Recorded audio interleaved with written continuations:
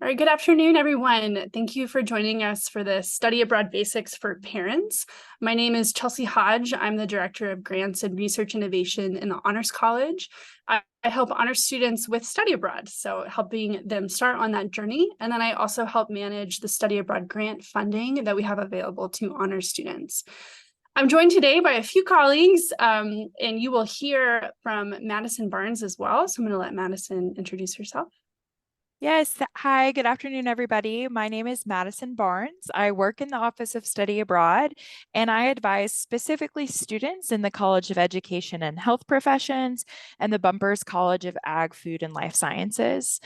So you'll see that our advising model is by college. So knowing what college your student is in will help them better be directed to the appropriate advisor in my college, in my office.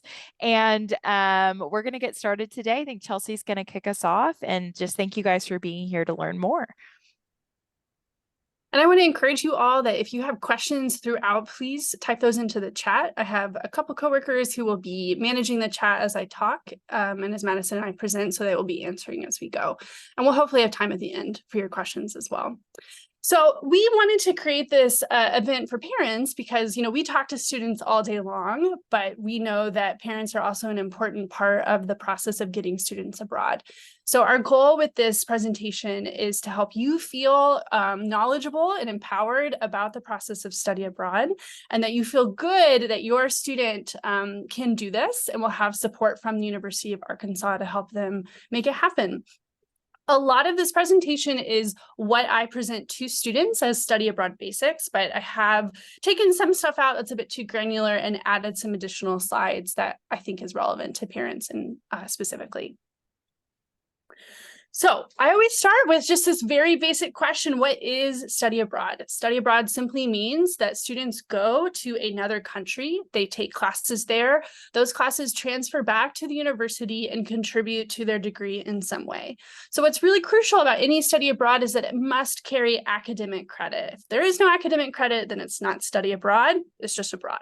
So students sometimes say to me, well, I want to go abroad, but I don't want to have to take classes. And I say, well, that's a vacation. And you're welcome to go on a vacation, but that's something your parents will have to pay for, not the university. So we always have to carry academic credit.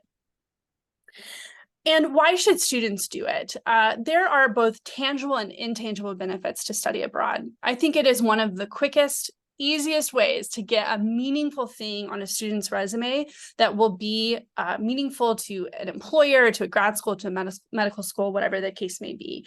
Studying abroad demonstrates that students have intercultural competencies, that they have an ability to work with, to collaborate with people of different backgrounds and cultures than their own, that they have successfully navigated new cultures, that they've faced the inevitable problems that come along with international travel and navigated that appropriately. It's also a great way to develop language skills. If students are studying a second language, there's no better way to become fluent or to work on that fluency than to have an immersive language experience. And it will challenge them. And I use that word in the most positive way. Studying abroad causes a lot of self-reflection for students, where they really think about who they are and what's important to them. They will often come back with a new major, with a new career goal. Not saying that will happen to every single student, but I think no matter what student it is a life-changing experience. And then finally, it's just a heck of a lot of fun. And it's maybe the only time in their life that they can go abroad for an extended period of time and have something like the Honors College help them pay for it. So I don't know about you, but nobody is trying to give me money to go to Paris for 4 weeks anymore. That's very unique to the undergraduate experience and something I hope students will take advantage of while they can. So as we talk about study abroad, some things to keep in mind. There are literally hundreds of study abroad programs to choose from, and we're going to kind of talk about big bucket categories of those. But I want to assure you and your student that there is a program that's a good fit for them in terms of length, content, level of support, country that they would go to, a program that they will be excited about and that will fit them very well. As I said before, you can absolutely study a second language while abroad, but you don't have to. You can go almost anywhere and take your classes in English and be able to navigate the city or country that you're in without knowing the other language. We, of course, encourage students to work on their conversational language, to have some phrases. They'll have a better experience if they're working on the language at the same time, but this is not a barrier to study abroad. And there are programs relevant to all majors. Now, some majors are going to have a lot more options than others. You're a history major, you can go just about anywhere. Biological engineering, a bit more limited. But no matter what a student is studying, we can help them find a program that will be an academic fit for them. And they aren't limited to that major. You can do programs where you work on your core, university core requirements, take classes that contribute to a minor or pre-professional requirements, or simply act as general electives. So still contributing to your degree, but not necessarily checking off a specific degree requirement. And one of the most common questions I get from students is, how long would I be gone? The shortest program is an intersession. Intersessions are 2 weeks. They take place in the January, May, or August intersessions. Now, intersession programs are jam-packed. You do a whole lot in those 2 weeks. So they can still be extremely worthwhile experiences, even though they are so short. And they're a great option for students who, either because of their schedule or just through personal considerations, do not want to be gone from home for very long. The most common time for students to go is the summer. Summer programs average typically 3 to 5 weeks in length, though they can go for the entire summer, so have more of the feel of a semester experience, but still within the summer. Now, summer is popular because you don't miss any classes here in the summer. You're not missing your fall or spring semester. There's a lot more flexibility in the summer as to what classes you could take and still maintain your degree progress. But of course, every year we send students abroad for full semesters and even entire academic years. And now not every student is going to want to be gone that long, but those who do, we help them plan for that, make sure that they can take classes while abroad for the semester that will help them stay on track to graduate so that they do not delay graduation by studying abroad for such a lengthy period. And now I'm going to turn it over to Madison. Thank you. So we really wanted to highlight some of the supports that we provide our students either before they leave and while they're on their program. And so just know that as part of the preparation to study abroad, they have access to our Office of Study Abroad, a central office. Like we said, we advise by college, and the Honors College will be supportive in that. So we advise on program options and scholarships. So we take the time to sit with your student, talk to them about their goals, and decide, here are 3 options you might be interested in. Take a look, explore. We also will help them with the application process. So depending on what type of program they do, there might be different requirements, and sometimes it can be a little daunting. It is paperwork. It's not just apply and you're in. There are several steps to the application process, and so we support them with that, as well as applying for a passport and a visa. So students that are going to be gone longer than 90 days will need a visa for their host country, and that's something that we can support them with. And if you have a student that's already interested in study abroad and they don't have a passport, go ahead and put that on your to-do list now. Passport offices and processing is extremely backed up right now. And so if you think this is something that your student wants to pursue, go ahead and start thinking about getting that passport now. We also offer pre-departure orientation. So usually about a month or 2 before the semester that they will be going abroad, spring, summer, fall academic year, we host a couple different pre-departure orientations. One that covers all the logistics, how their credit transfers, if they're earning transfer credit, how scholarships disperse, and then as well as a health and wellness pre-departure orientation, which has been fairly new. So how to be mentally well, physically well, covering insurance and things like that. They do, like I said, have support from their academic advisor in their college and from the Honors College, specifically Dr. Hodge, who covers a lot of the funding. While students are abroad, they have continued support from our office. We help mitigate any issues that might arrive while they're there. There's also 24/7 on-site risk management for every program. They'll have either a faculty leader or a resident director. There are things like airport reception and on-site orientation and facilitated cultural activities. So every step of the way, regardless of what type of program they're doing, they have the full support of our office before and while they are abroad. And that does also continue after they've returned. We have opportunities to be study abroad student ambassadors, and we still have transcript questions and making sure that study abroad did in fact meet what they needed afterwards as well. And then we also have several repeat students, which do tend to be honor students that go maybe twice. So anyway, so we're here every step of the way. And so I just really wanted to highlight that as a feature of study abroad. So as I said before, students have hundreds of programs to choose from. And this slide just gives you kind of a big picture look at the types of programs students can do. U of A faculty-led, these are short-term summer or intersession programs that are led by U of A professors, where students would travel with a small cohort of U of A students. U of A Rome Center is our little campus that we have in Rome, where students can do both summer and semester programs. And again, be led by U of A faculty and staff, and be at the Rome Center with a cohort of other U of A students. Those two types of programs are excellent choices for students who maybe have never been abroad, are a little leery about going abroad, who have traveled but haven't done it by themselves, anything like that. I was an honor student here many years ago, and my very first international experience was to do a U of A faculty-led program in Italy. And that was a great first experience for me. I still got to be adventurous. I still explored on my own and with my friends. I traveled while I was in Europe, but I had the safety net of being with a faculty-led program, my faculty leaders, other U of A students, just a high level of comfort. That was a great gateway for me. I have since traveled solo by myself to Peru and Chile and India and South Africa and all of these places I never could have imagined as an undergrad. So I just want to highlight that these are highly supported programs and a great choice for students. Now, if you have a very experienced student, that doesn't mean they won't enjoy the faculty-led programs as well. Like I said, they have a lot of free time, a lot of time for students to be adventurous and explore. They also get to do a ton. The faculty-led programs incorporate a lot of excursions and hands-on learning where students get access to things that they couldn't just as a normal tourist. So I highly recommend those. Now, the exchange programs are an excellent choice if students want to do a full semester. They tend to be pretty reasonable in terms of cost. And they have great access to coursework. So they can choose from a lot of different classes that will help them with their degree.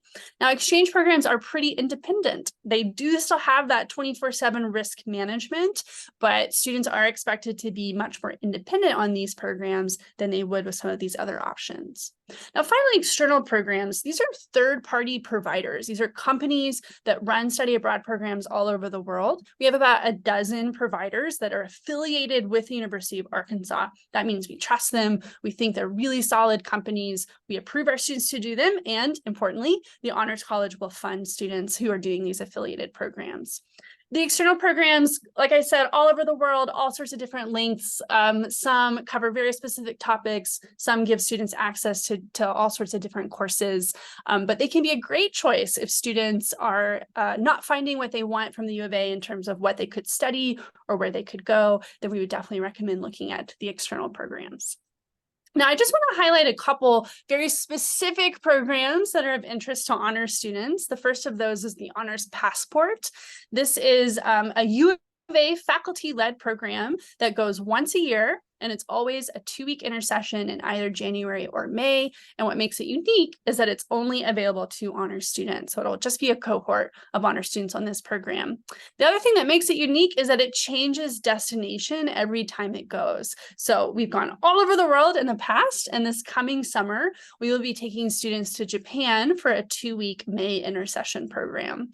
The Honors Passport is pretty humanities focused, but it is intentionally open to students of all majors, and we would like to take students from across the university. So if you're a student interested in Japan, interested in history and architecture and art and religion and all that good humanities stuff, then you might recommend Passport to them. The other thing I want to highlight is international internships. What I've talked about so far are more kind of traditional academic programs, but internships are also a possibility. This is where a student would go typically in the summer for about 8 weeks. They would do this through an external program provider. That provider would do all the things that they do in a normal study abroad, pick them up from the airport, have an on-site orientation, plan cultural excursions and events for them. They would live in housing with other interns, but every day, instead of going to class, they would go to their specific internship. And that internship is selected for them based on their major, their career goals, their skills, so on and so forth. So this can be a great cultural immersion for students because they are actually working with true locals rather than, maybe in some programs taking classes with other American students, but they still have that kind of comfort, that support level of doing it through a provider, being able to live with the other American interns. And importantly for honor students, this upcoming summer, we're launching a new program called Honors College Internships in Dublin, where we will send a cohort of honor students to all do internships in Dublin. So like I said, every student will have their individualized internship, but we'll get to live with the other U of A students, participate in all of the excursions and cultural events that our partner provider API will set up for them. So we are excited about this new initiative. So what is the best time for students to study abroad? So students can go as early as the summer after their freshman year and as late as the summer after senior year and any time in between. Now, the best time to go is really going to be dependent on each student's particular circumstance. Like I said, summer is the most common for students to do, but if they want to do a fall or spring, we can absolutely help them with that with some careful planning. So as students are thinking about when they might want to study abroad, some things to consider: the degree plan and where they are in that degree plan. Honor students often come in with a lot of credit hours, and that can open up some space in their degree to go abroad for a full semester without having a lot of difficulty finding classes that they need because they are so far ahead. But you also want to think about that in terms of the structure of your program. There might be a particular semester that's better for students to go because that particular semester doesn't have a class that they need to take at the U of A in that exact semester. And then other activities that they might want to do. So often our engineering and business students will do internships as upperclassmen. That might help them understand that it's better to study abroad early on and save those internships for later. Their honors research and when they will start and work on their honors research is also something to think about. Pre-professional requirements like the MCAT, LSAT, GRE, when will they take them? When will they start studying for them and making sure that study abroad doesn't interfere? Finally, personal considerations. I've had students say, well, I can't go in the fall because I can't miss football season. Or maybe they have obligations to their sorority or fraternity or holidays or family things that are particularly important for them to be home for. All of those things are worth considering. They can talk to their academic advisor about this, especially if they want to do a fall or spring. I'm also happy to talk with students about the best time to go. My general recommendation is to go as early as you can and you feel comfortable with. You never know when life will intervene and prevent you from studying abroad. What I would hate to see is a student say, oh, I'll just wait and go the summer after my junior year. But then their sister gets engaged and plans her wedding smack dab in the middle, and then they don't get to study abroad. So go ahead and go early when you know that you can, and that way you have time to troubleshoot if something interferes. This is the timeline that we provide to students to help them understand how this process works. So as you can see, from the time that you actually get on the plane, you want to start working on that at least a year in advance. Now, for summer 2024, it's not too late. We could make that happen for students, even though we're, less than a year ahead. But students thinking about just understanding the basics of study abroad, coming to a session like this, attending an advising meeting with the Office of Study Abroad, picking a program, working on the application, start thinking about financial aid, start applying for stuff. And then, like Madison said before, study abroad is a lot of paperwork. It's not just one application and then you're done, but there will be quite a bit of applications for both programs and for scholarships, working on transfer credits if they're doing a non-U of A program. That transfer credit process will continue as they get classes approved before they go. So just as an aside, if they do a non-U of A program, their transfer credits are approved before they go, so they know that what they take will transfer. And then that pre-departure orientation that Madison mentioned. It is a lot of work to get students on the plane, but I always tell students it is worth it. You will be so glad that you did it, but it does take some organization and some commitment to get through all of the paperwork and the meetings and the things like that. All right, so for the all-important question, how much does it cost?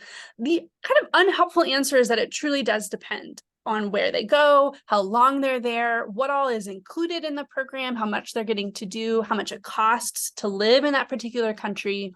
My very general range for summer programs is $4,000 to $12,000. For semester programs, $11,000 to $24,000 and beyond.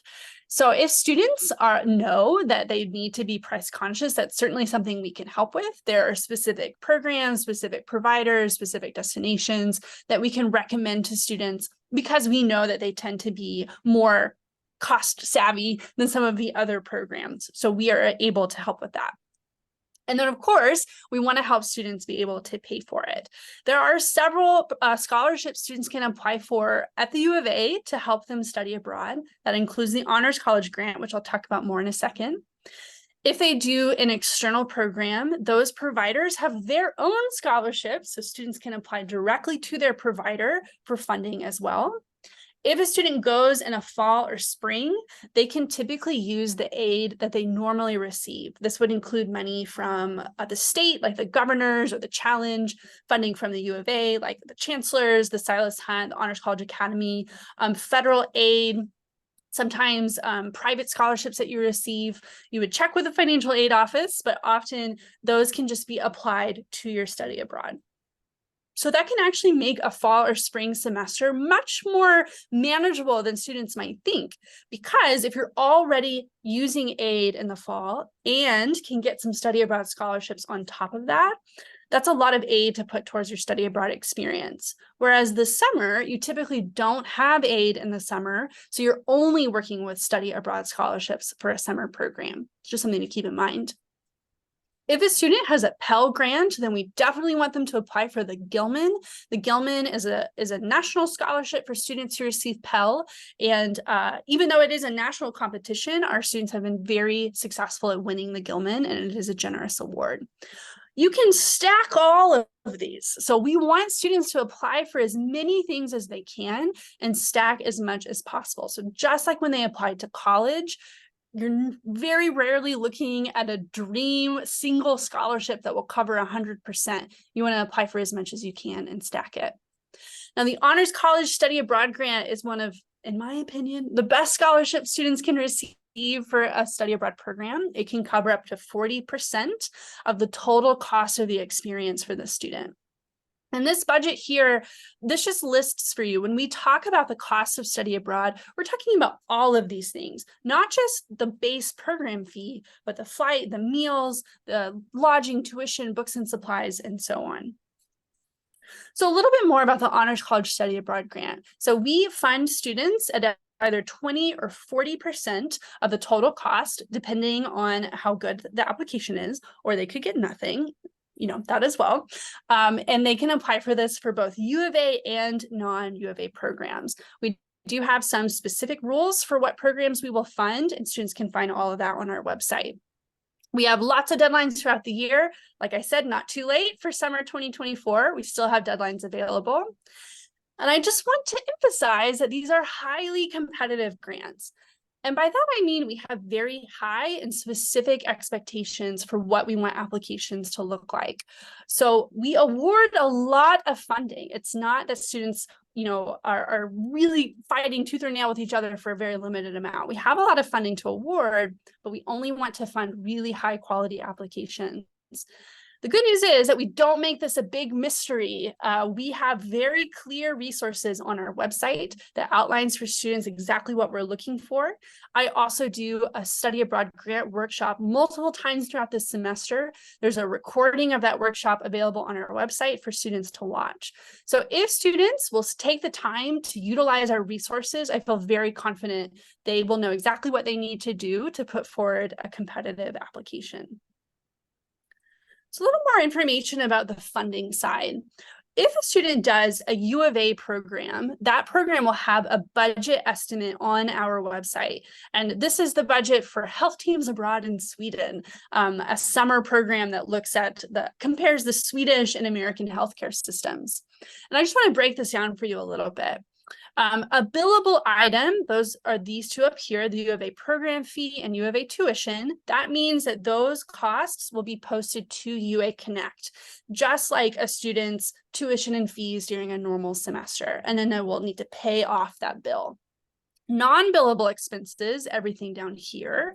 These are estimates, our best, good faith estimates of how much we think it will cost the student to pay for their airfare, to have money on hand to pay for their meals, for personal expenses, so on and so forth. So these, like I said, are estimates. So a student could be savvy and spend less or spend more, just depending. Now, when you do an external program, external programs are going to tell you the program fee. And the program fee typically includes the tuition and the housing, as well as all of those supports that we talked about that the provider is providing to the student. But just know that that program fee is not the final cost. It does not include the flight. It typically does not include meals, personal expenses, local transportation, books and supplies, so on and so forth. So we just want to make sure students are aware that when doing an external program, the costs are going to be more than that single number they see on the program website. Now, when students receive scholarships for study abroad, they are posted to UA Connect just like all of their other financial aid. And importantly, we are not allowed to post that scholarship until the term of their study abroad program. So if they receive funding for a program in summer 2024, we cannot post that grant until May, which is a real bummer, but that's just the way federal financial aid rules work. And so we're not allowed to do it any earlier. That means that they're going to have to pay out of pocket for some stuff. They're going to purchase their flight a couple months in advance. If they do an external program, they'll have a payment deadline for the program fee. Then once the grant is posted to their UA Connect account, hopefully they'll get a refund that they can then use to reimburse themselves or you for covering those costs up front. Any scholarships posted to UA Connect will pay off charges first. So the program fee, the tuition that I mentioned, it will pay those off. If you're doing an external program, then there will just be a small study abroad fee charged to UA Connect. It'll pay that off. Then once or if the account balance is at zero, the remainder will refund to the student. And if you have not already, I highly recommend setting up direct deposit. So just expedite the process of getting those funds sooner. Now, when students receive Honors College Study Abroad grants, I send them long emails where I explain all of this in much greater detail. I explain if you're doing a U of A program, here's what will happen. Your charges will go up. You'll receive your scholarships. Here's what that will look like. If you're doing an external program, so on and so forth. So I know financial aid can be really opaque.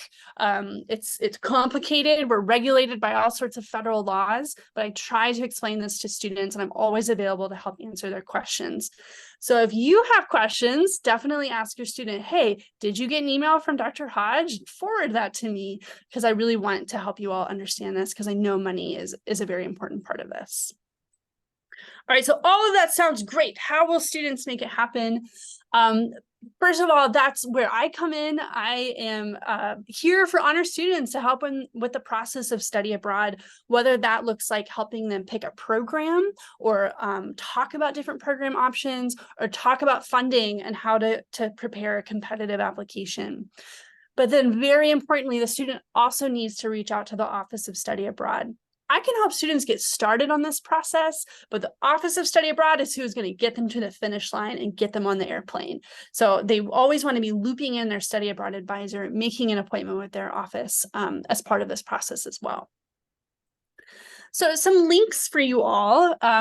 These first two are available to both parents and students. Studyabroad.uark.edu is the Office of Study Abroad homepage. It has a lot of very helpful information. That's also where your student can go to schedule an appointment with a study abroad advisor. Hogsabroad.uark.edu is the repository for all the programs. So students can see all the faculty-led, all the Rome Center, all the exchange. They can do a search to look through all the different external programs based on location, area of study, and so on. And then these two links at the bottom, these are for students. And I say that because they are a SharePoint site. Students need their U of A credentials to be able to log in and access these websites. So maybe next time they're home for the weekend, you can look at them together. This first one, honorshub.uark.edu, has all that info that I talked about in terms of the grant and how to prepare a competitive application. Then goabroad.uark.edu is the Office of Study Abroad SharePoint, tons of helpful info about picking a program, including some information for every specific college that I believe they'll find very helpful. These two websites I wanted to highlight. The Office of Study Abroad has a parent guide that has some really helpful info as well as links to additional information.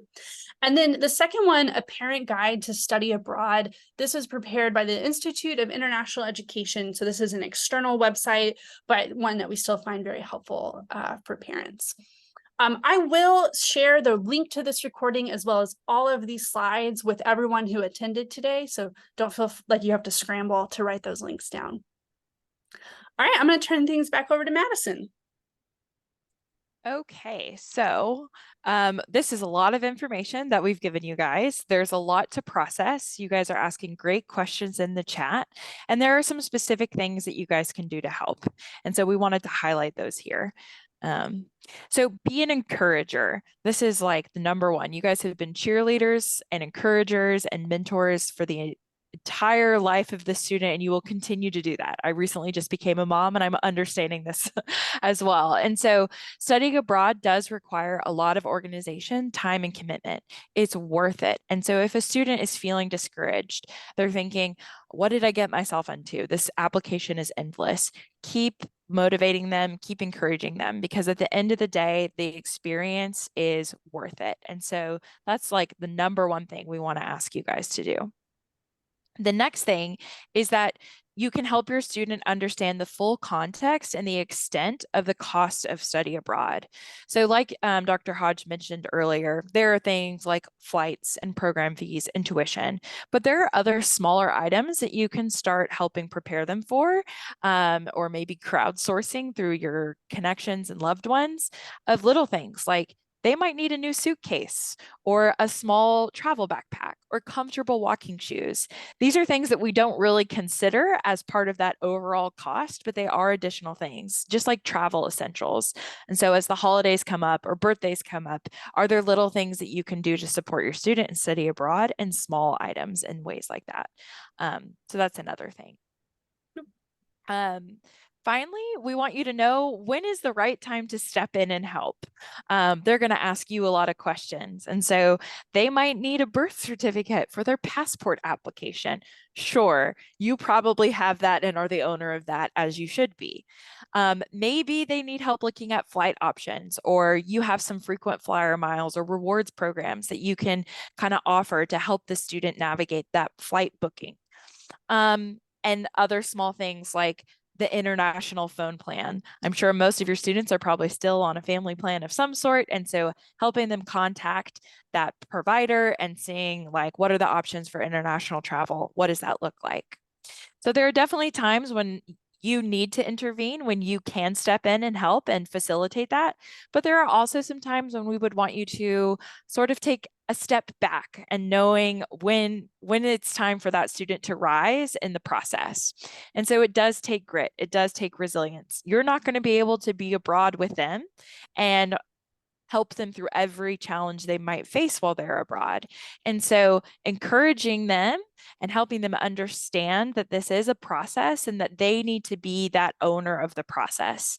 Definitely step in and help here and there, but they should be the main driving force of their study abroad opportunity because they will have to be doing that when their boots on the ground, wherever their host country is going to be. So just kind of an overview. And then we also have some FAQs, and I think we'll kind of tag team these as well. Can you visit your student while they are abroad? Sure. If the program has ended, the official term has ended, definitely go over there, make a family trip out of it. We see that happens often. Students will stay after their program has ended and travel or create a family trip. But during the program, we would really encourage you not to go and visit them because we don't want them to be distracted or have any interference with set program activities and academic experiences. And you're not able to, at any point, should you ever expect to be able to stay in the student housing because they're often sharing that housing with another student, and it's all through the program provider, and there are rules and regulations. So drop them off on their program or pick them up and make a trip out of it. But during the program, please let them enjoy that experience to the fullest extent. Another question we get a lot is, how will I ensure that my student will be safe? So we talked a lot earlier about the process of before and during and after supports, but there are some additional things that we do and that we can encourage you and your students to do. One would be to enroll in the STEP program, the Smart Traveler enrollment program. And so this is through the US State Department. All students that are going to the Rome Center and a U of A faculty-led program are automatically enrolled, but you can enroll yourself as well. And this just provides any updates from the embassy in that country and provides just important context and things like that. Every program does have 24/7 on-site risk management. There is someone there that will be able to take your student to the hospital if they need to, or if they're having need access to mental health or medication, there's someone there. All students will have international health insurance that's usually bundled up into the program fee. So it's part of what they are paying for. And those are extensive policies that cover everything from a broken ankle to the very worst case scenario. And so as you receive that policy, I encourage you to read through it. We instruct students on what it is and how to look at it and what app to download in order to access the policy, but have them share that information with you as well. Everyone is also encouraged to research their host country. So the cultural norms, the regulations related to health or behavior. You want to go in as an informed traveler and start breaking down some of those American abroad stereotypes. And so there are some great resources out there through the US State Department and on host country websites. And then finally, we want to ensure you that our office is always closely monitoring international risk scenarios and that we don't send students anywhere that is deemed unsafe by the US State Department. So we follow very closely with our national guidance on travel warnings. And as scenarios or world events happen, we monitor those regions very closely and provide guidance. And so you all know there are two very large world event scenarios going on in Russia and Ukraine and in the Middle East with Israel and Palestine. And we are monitoring it very closely, and we provide guidance and updates as needed for students. And it's definitely something we also cover in our pre-departure orientation. So safety is absolutely the heart of study abroad. So I want to reaffirm that, and we're always here to answer more questions should you have them. Okay, I think we have a couple more. Can my student do any program? Yes. So kind of like we said, there's 4 different kind of pathways. They can do any one of them as long as they are, talking to the right people and making sure that whatever program they choose meets their specific needs. Honors funding should apply to any of our programs that are approved and affiliated. Now, there are some programs that are not affiliated with the University of Arkansas that still might be marketed as study abroad. Mostly those are external programs.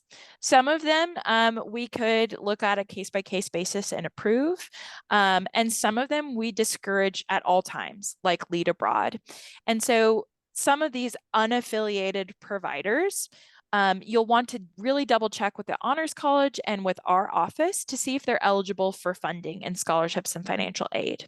And so while it is possible to sometimes deviate, we highly encourage that you stick to the approved programs that we have agreements with, and that they have been vetted for risk management and health and safety, and that they meet study abroad industry best practices, unlike some programs like Lead Abroad.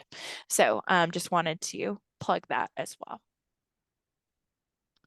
Okay, I think this might be one of our last FAQs before we jump into the live FAQ, but can you call Study Abroad or the Honors College with questions? Of course, we're here to answer questions. We want you to feel like you're a part of the process.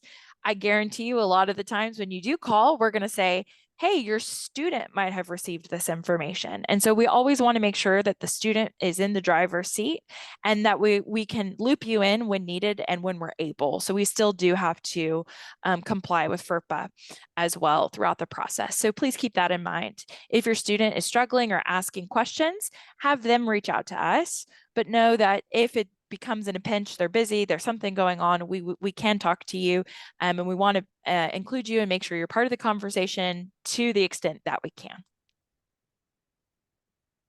Okay, I know there's been lots of great questions in the chat. I do want to assure you all that we should collect your email addresses just from the Zoom attendance, but I'll try to make sure I catch everybody who put their email in the chat as well. I will send you the recording link as well as all of these slides. And maybe just in our last kind of few minutes, if there are any questions for me or Madison, you can unmute or you can type those in the chat.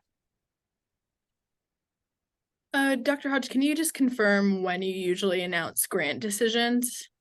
Yeah, so the Honors College grants are announced typically within 2 weeks of the deadline. We are very speedy. Other departments, I don't know, will be that quick, but it is usually within 2 weeks of the grant deadline. Your student will receive an email one way or the other. So even if they don't get the funding, they are notified of that.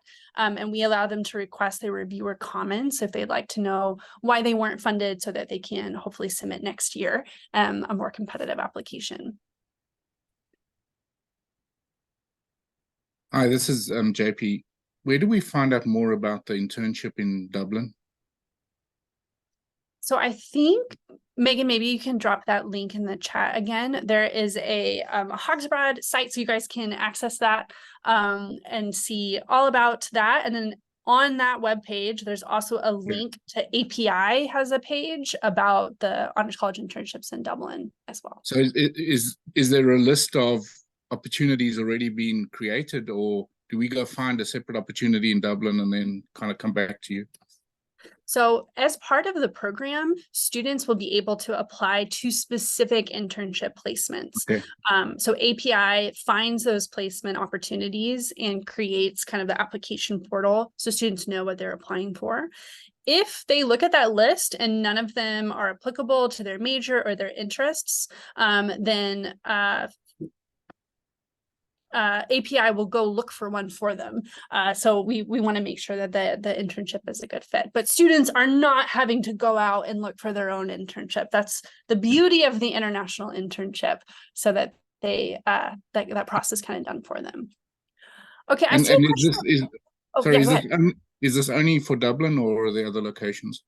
Great question. So API and then a couple of other partner providers do these international internships all over the world. They are in London, in Spain, in Tokyo. I'm blanking all the places, but all over. And students are welcome to do those, and they can apply for funding from the Honors College to cover that. We are just doing this kind of special cohort just in Dublin as a pilot. We hope to expand to other places. But if students would prefer to go to another destination to do the international internship, they're welcome to do so.